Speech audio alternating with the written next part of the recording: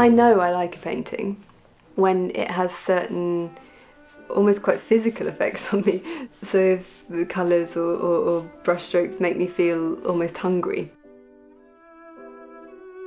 or when my heart feels a little bit squeezed, then I know I like it. And there's definitely an aspect of discomfort in that kind of pleasure.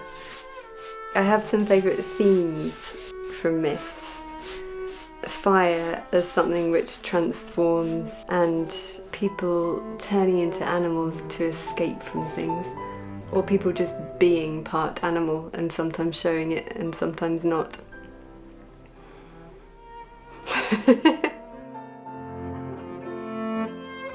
So for me, a painting's most satisfying when it teeters in this quite fragile place of not being quite fully determined, but there being enough undetermined free space for someone's mind and eye to imagine connections between kind of interesting edges and connections between planes and colours.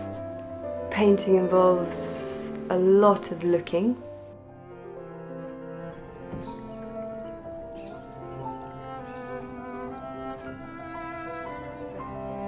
So going outside for me is about absorbing light and tone and colour and having a reservoir that can be given back to paintings. So, you know, what goes in will come out.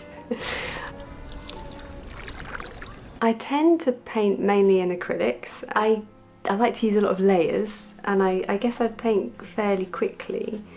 If I want to embed colour and tone a bit deeper into the painting, almost dig into it, I might use scrunched up bits of tin foil or cling film or sponges. I really like the tin foil at the moment, actually. I really like the kind of scratchiness of it.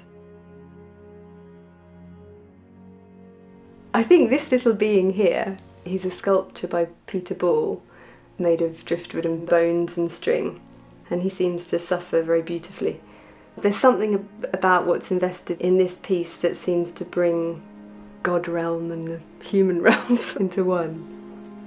I love Douglas Portway's work. He did these mystical, quite serene pieces, which were still really earthy and somehow had room for messiness and scratchiness and humanity in them.